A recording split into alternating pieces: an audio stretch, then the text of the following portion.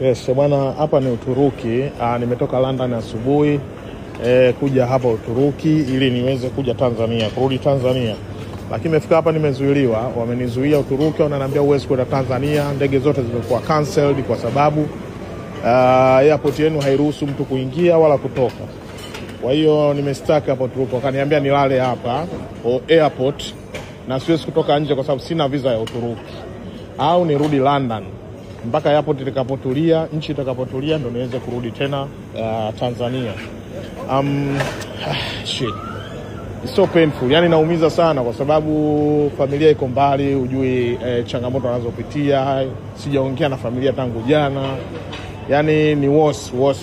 Lakini kilichoniuma zaidi ni kauli kutoka kwa dada yule wa ticket pale. Ananiambia mbona nchi yenu Tanzania ilikuwa na amani sana, passport yenu ilikuwa ni nchi passport moja kubwa ambayo inaheshimika duniani, kwa nini mmeichafua nchi?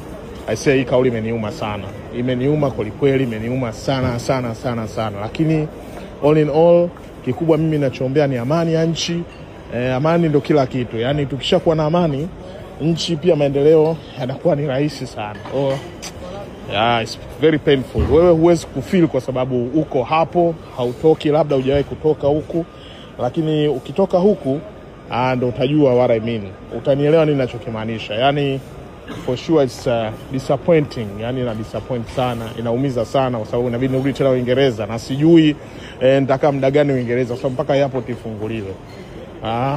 Mpaka airport atakapofungua ndo natakiwa tena nirudi Tanzania, which is was so painful. Hapa mpaka saa 3 usiku tena ndo nitakuwa nipande ndege nyingine nirudi tena Gatwick London. Inaumiza sana.